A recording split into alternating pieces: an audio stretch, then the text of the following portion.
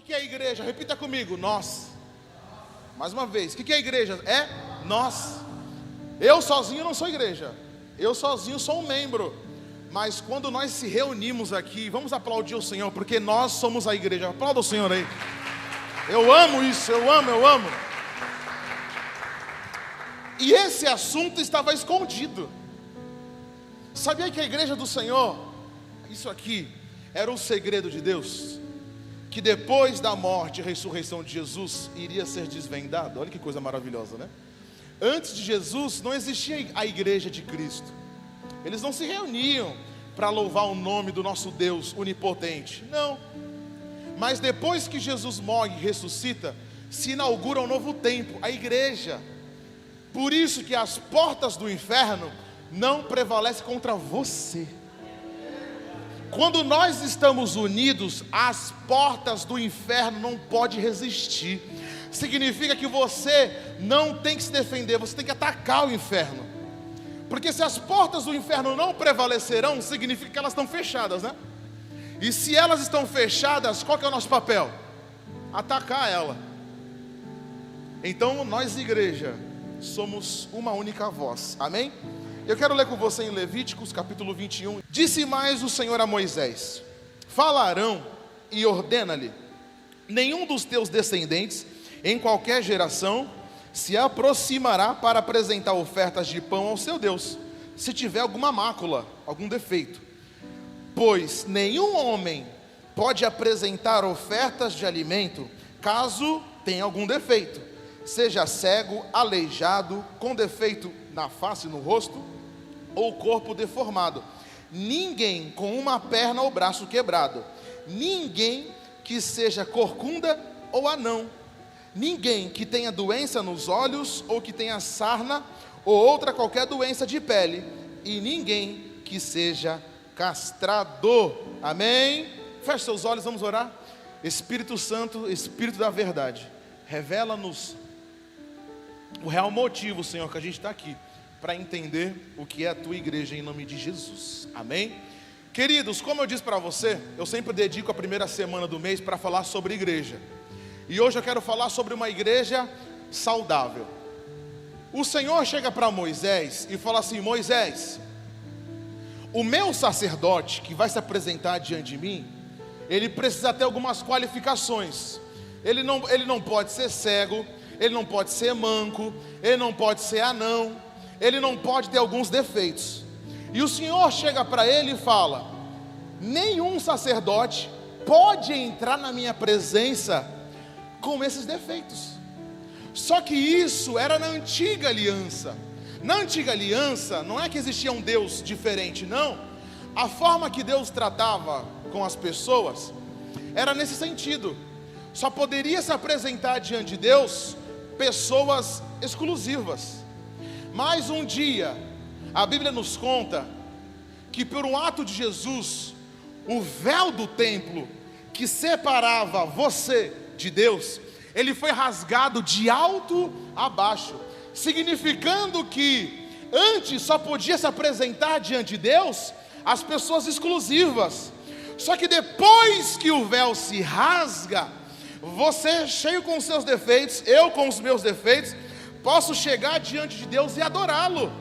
Você deveria ficar muito feliz com isso, porque muita gente acha que Jesus veio para trazer uma motivação para mim, coitados, ou Jesus veio pagar as minhas contas, né? A gente ouve uns cabra aí, que diz assim: eu acordei e Deus pagou minha conta no banco. Eu não vou falar que eu não acredito, mas eu fico com uma pulga atrás da orelha, porque um dos papéis principais de Jesus foi rasgar o véu, aonde um homem só poderia apresentar a adoração, e agora ele abre o véu para muitas pessoas entrarem ali. Então muitas vezes a gente acha que para o crescimento da igreja precisa métodos, né? Não, a igreja só cresce com métodos de célula ou connects, ou a igreja só vai crescer quando a gente sair nas ruas, levantar a placa da igreja, ir nos asilos, ir nos presídios, ou então a nossa igreja ela só vai crescer quando a gente doar alimentos, Ou então a nossa igreja, ela só vai crescer se a gente fizer isso, fizer aquilo. Mas, meu querido, o método de Deus se chama você.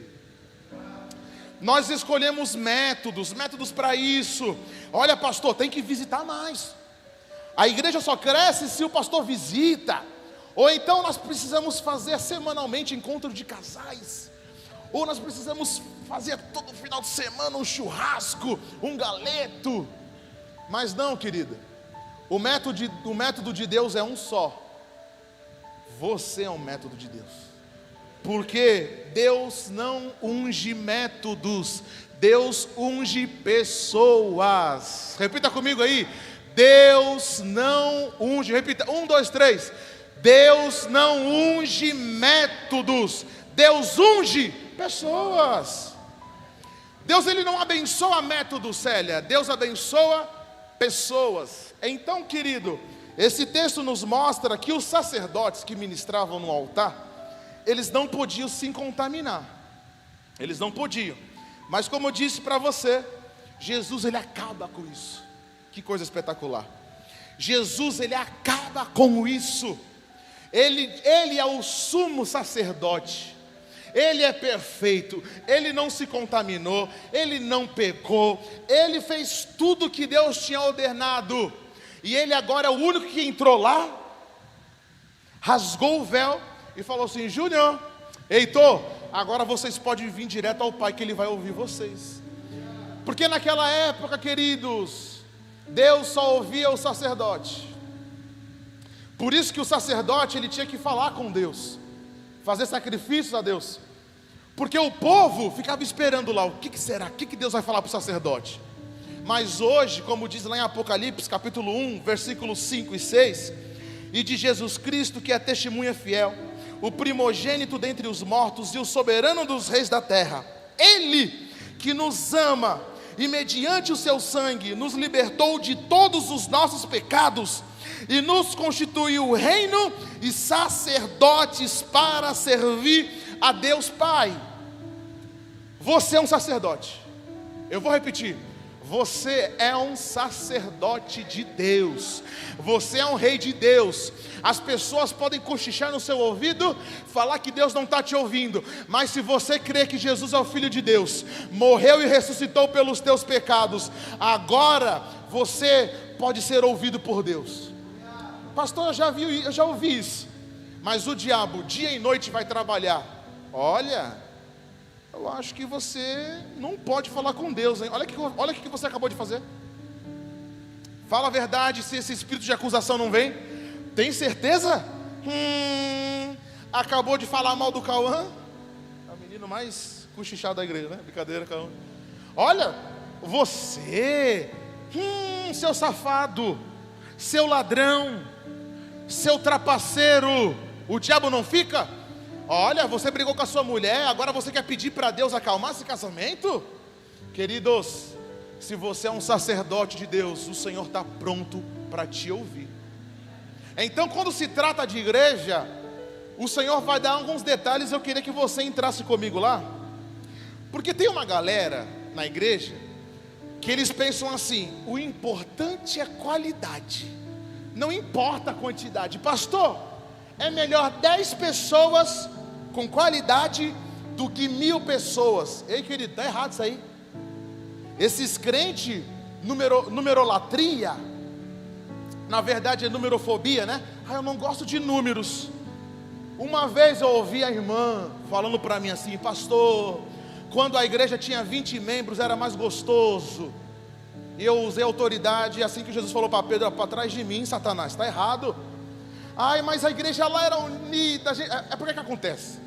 Todo final de culto era aquela comilança. Quem lembra? Na hora que eu cheguei na igreja, eu cortei isso. Igreja não é lugar de comilança. Igreja é lugar de buscar Deus, brother. Igreja é lugar de se reunir, ver os irmãos. Aí acontecia, era 20 pessoas. Lembra, Germano? 20 pessoas, era gostoso. E o Senhor foi multiplicando. Só que tem uma outra galera, né? Que é a numerolatria. Tem que crescer.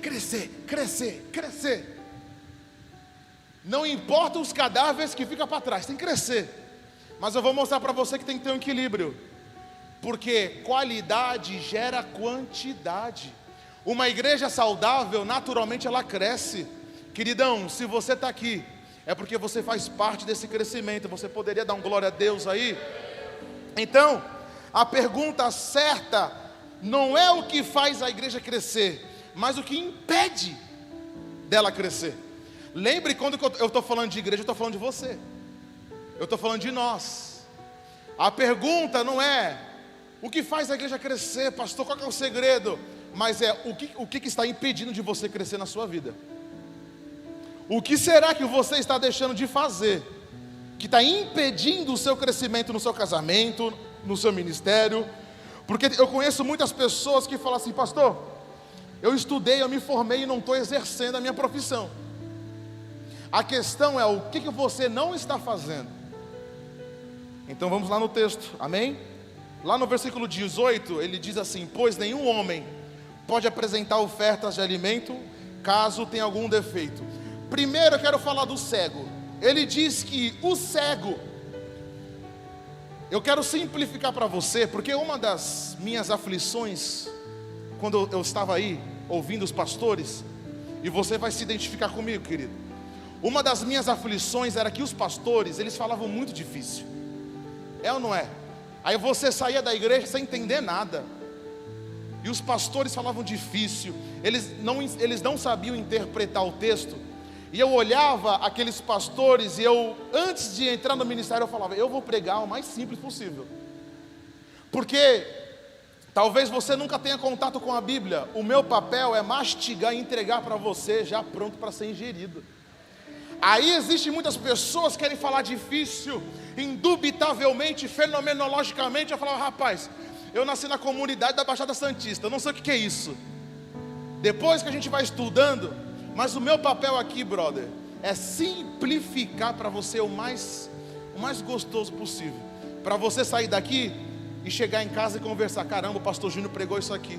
Uma coisa gostosa quando você sai da igreja, e não falando mal do pastor, não falando mal do menino que cantou aqui, mas o certo é você ir para casa e falando: uau, que palavra!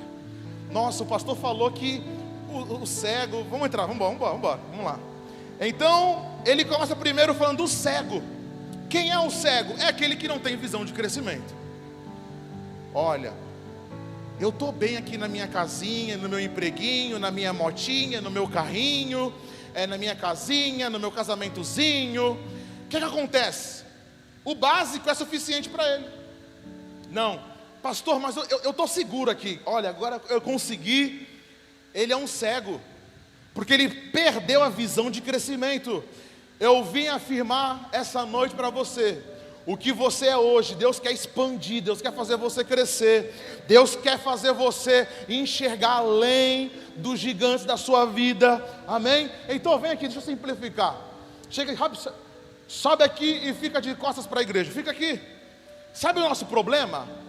É que Deus, assim como diz na palavra, que o cego é aquelas pessoas que têm capacidade, são pessoas especiais, são pessoas inteligentes. Mas quando vem o gigante, o gigantão aqui, aí é você aqui, tá? É você aqui. Aí o cego é aquele que está aqui, tá vendo, né? Mas Deus fala que para você ter visão de crescimento, você tem que olhar por cima, sobre os ombros do gigante. Mas aí vem o gigante na sua vida e você é um cego. Você não consegue enxergar o horizonte, as oportunidades, porque o gigante, ele tá te escondendo. Mas o cego, que um dia foi cego na verdade, ele começa a olhar sobre o gigante. Senta lá, Heitor. Eu quero que você olhe por cima dos ombros do gigante. Querido, aflições você vai ter, tristezas na vida, esquece, muitas, traições, muitas, angústias, você vai perder a conta. Mas você tem que olhar sobre o gigante. Qual que é o gigante na sua vida hoje? Qual que é o gigante que está impedindo de você ver o teu futuro hoje? É o teu marido? Olha por cima dele. É a tua família? Olhe por cima dela. Não fique olhando para o gigante, porque o cego, ele é cegado pelas aflições da vida. Mas eu quero essa noite que você não seja um cego, porque sem visão você não sai para onde ir. Pastor, eu tive um sonho. Pastor, eu senti uma vontade de começar um projeto. E por que você não começou? Tem umas barreiras aí. Olhe por cima das barreiras. Não fique olhando as necessidades, mas a partir de hoje comece a olhar as possibilidades. O nosso problema é que a gente olha para o gigante e esquece que existe oportunidades por trás do gigante, amém?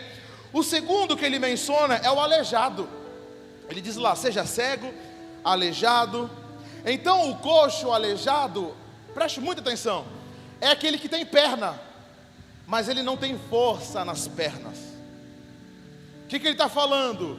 Que muitas pessoas não crescem porque elas vivem sendo arrastadas por outra.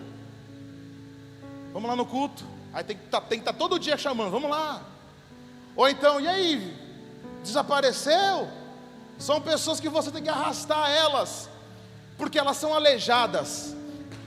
Elas têm perna, mas não têm força. Aí tem que sempre alguém. Queridos, tem crente que nunca está disposto para trabalhar. Esse tipo de aleijado muitas vezes não é físico, querido, mas são pessoas que não estão dispostas para trabalhar na igreja, para trabalhar para o Senhor. Tem pessoas que elas sempre são carregadas, elas nunca amadurecem, elas nunca progridem, sabe? Então são pessoas que toda a vida você tem que carregar. Aí você vê, é barbudo de igreja, frequentou aí, todos os ministérios da cidade de São Leopoldo. Já passei na Universal, já passei na Mundial, já passei na Videira, já fui na Palavra Viva. Por quê? São pessoas que elas têm perna, mas elas estão sempre sendo arrastadas. São o quê? Crianças.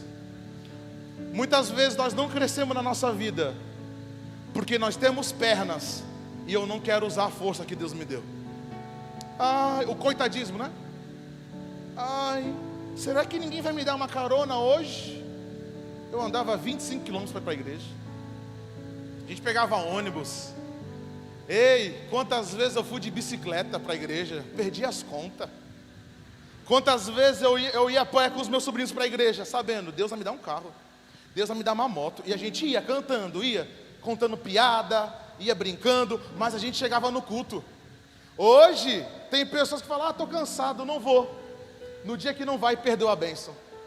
Minha mãe falava, no dia que você não vai, foi o dia que Deus liberou a bênção para você, e você deu voz para preguiça. Alguém já se identificou comigo aqui?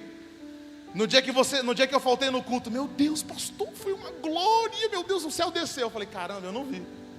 Então, coxo é aquele que tem pernas, mas ele é sempre carregado por outras pessoas, né?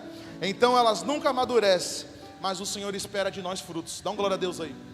O Senhor espera de você frutos, frutos, frutos, frutos e mais frutos. Agora ele diz que existe uma terceira pessoa. O porquê que ela não cresce? Porque ela tem defeito no rosto. Então seja cego, aleijado. Deixa tudo no versículo 18. Isso, Calvanzinho. Aleijado, com defeito no seu rosto, na sua face. Sabe quem são essas duas pessoas? Segura na cadeira aí. Pessoas com duas caras. Na igreja é uma coisa, na família é outra. Na igreja é o santo, na família é um cavalo, fala palavrão, xinga todo mundo. Mas não esquece, o pastor, as irmãs não vê, mas existe um que tudo vê. São pessoas de dupla personalidade. Um dia é uma coisa, exceto pessoas que têm problema de bipolaridade, a gente até entende, né? Tem misericórdia deles. Mas tem pessoas que por seu caráter ser corrompido, aí em casa bate, espanca a mulher, aí na igreja levanta a mão, oh Jesus, como eu te amo, meu best friend, Jesus. Mas não é assim que funciona, querido. Deus está falando, o que impede o seu crescimento é que você tem duas caras. Sabe quem são essas pessoas, dona Edila? Na sua frente concorda, isso mesmo, dona Edila, mas por trás, está errado isso aí, está errado. Ela é mentirosa. São pessoas de duas caras. São pessoas que na sua frente concordam, mas por detrás de você te desaprova. Gente, eu estou trazendo uma palavra de instrução para a sua vida. E você vai sair daqui hoje com uma unção de crescimento para a sua vida aí, amém? Então não perde a bênção. Ele vai falar agora mais outro. Então ele falou do cego, do aleijado, com defeito no rosto. E ele vai falar do corpo deformado. Sabe quem são esse tipo de pessoa? São pessoas que cresceu em alguma área da vida e a outra atrofiou.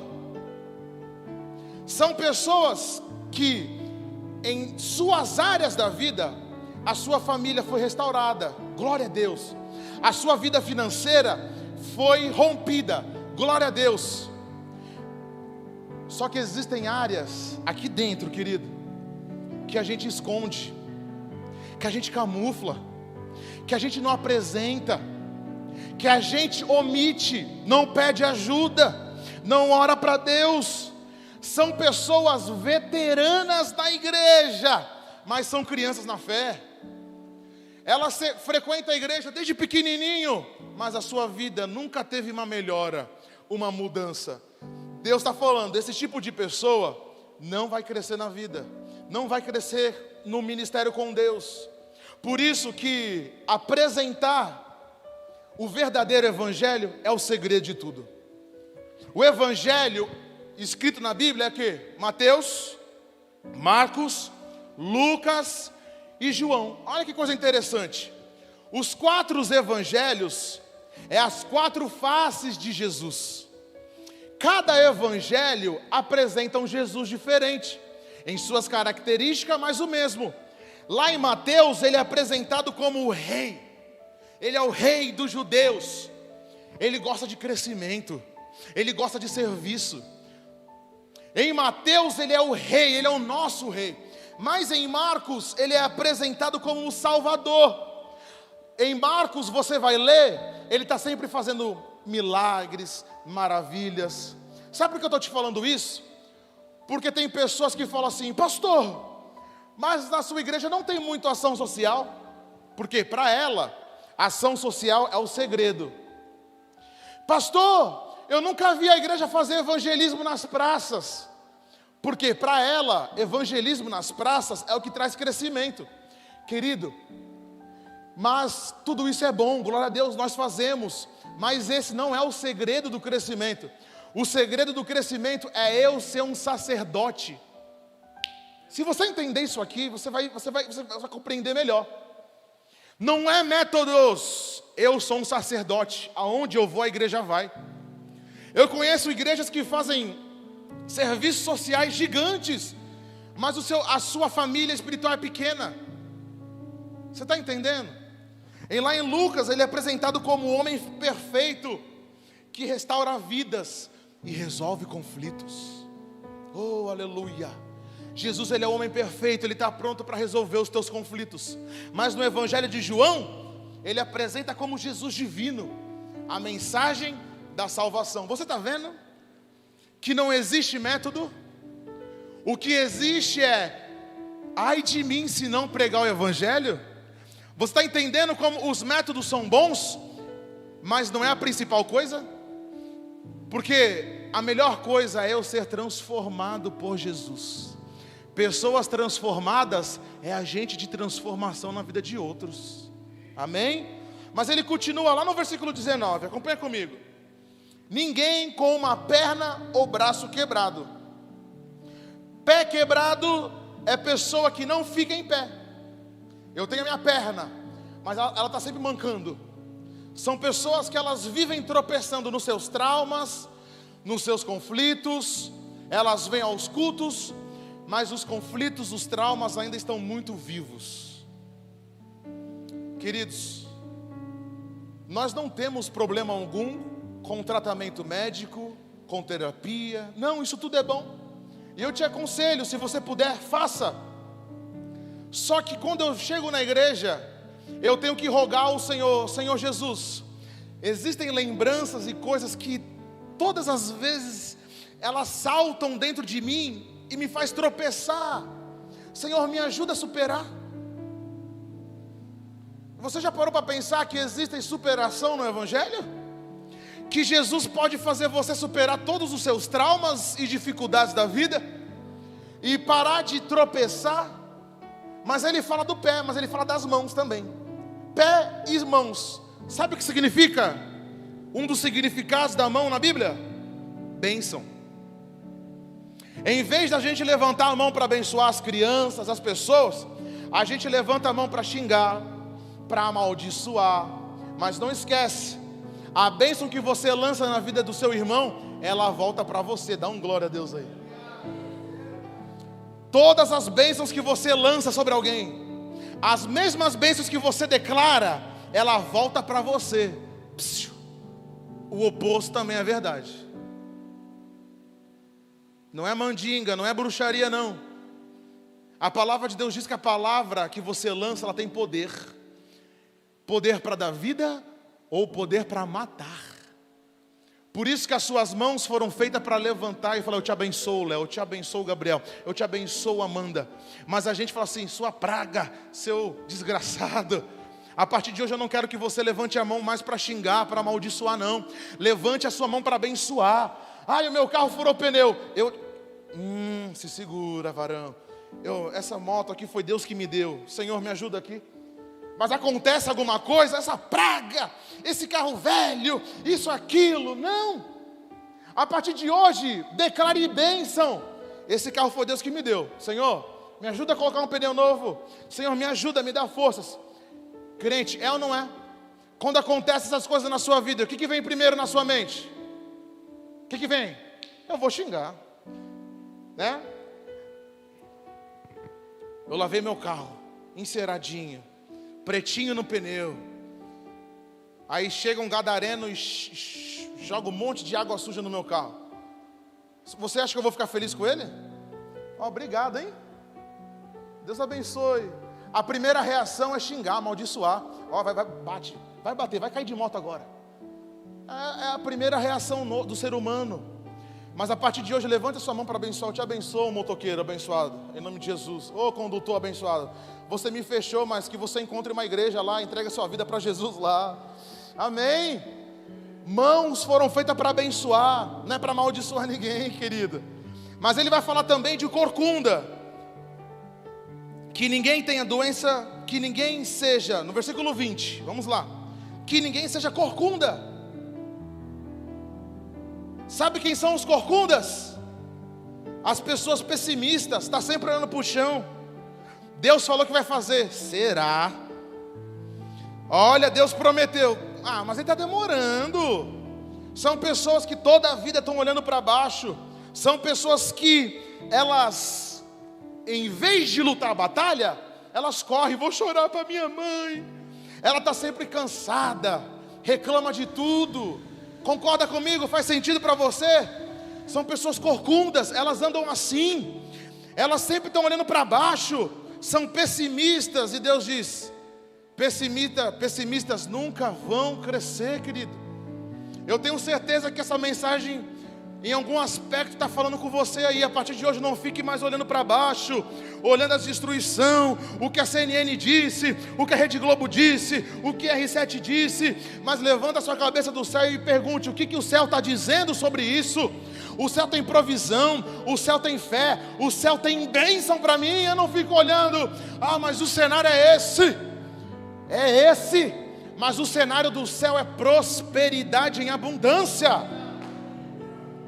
Queridos, a partir de hoje não ande mais corcunda, olhando para as péssimas notícias. Mas Deus também fala do anão. Ninguém lembra. Cadê ele? Cadê o abençoado? Ele diz aí, que ninguém tenha doença, que ninguém seja corcunda ou anão.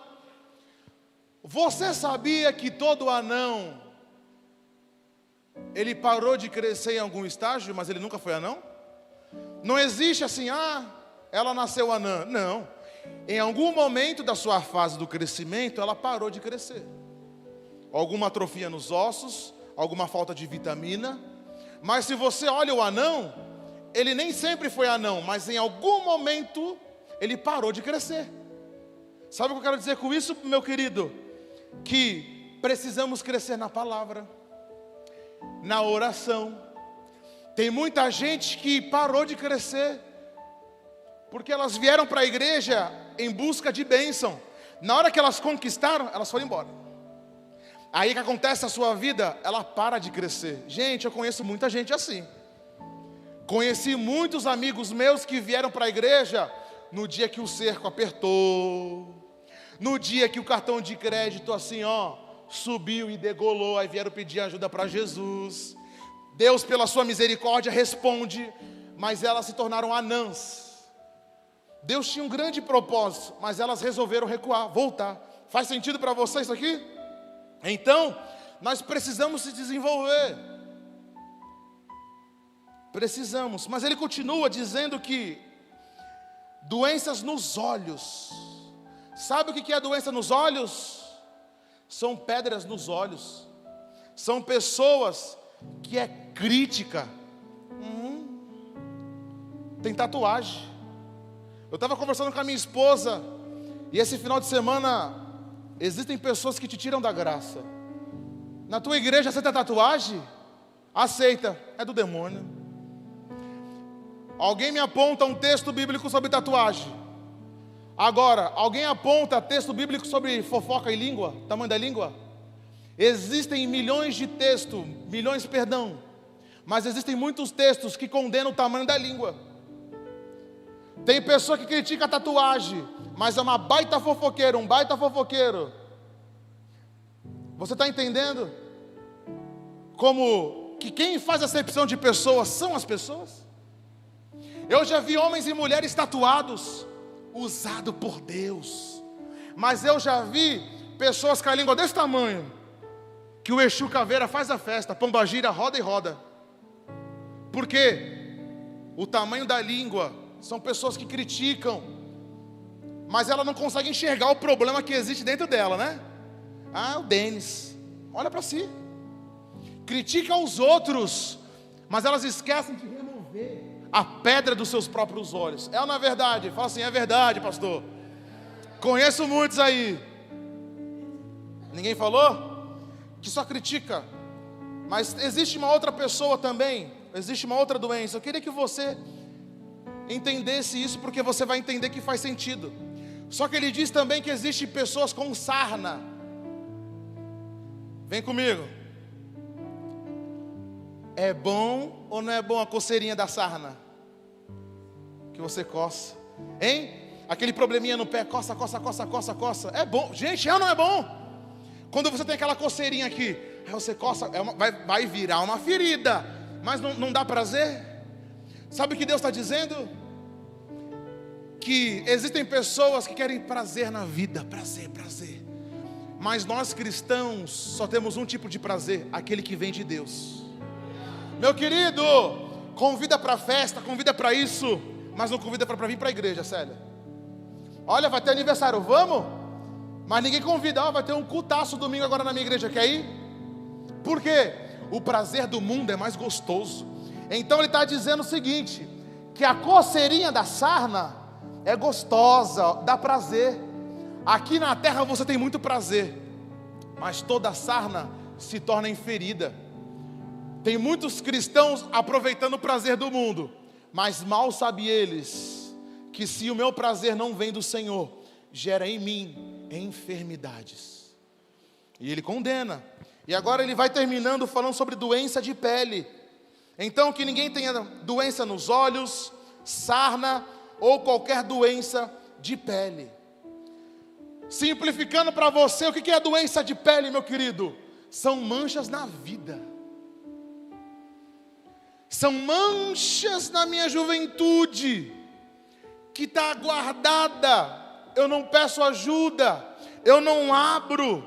São coisas escondidas, que precisam ser curadas.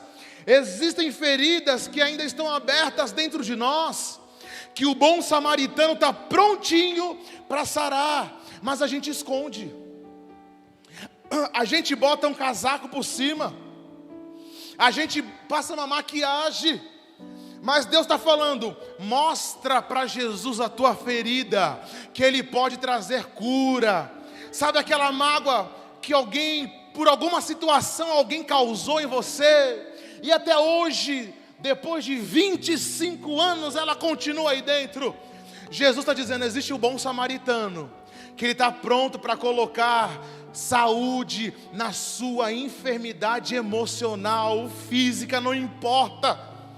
Só que existem pessoas que de tanto elas esconderem, evitam o crescimento. Repita comigo, elas escondem as suas feridas, por isso não crescem na vida.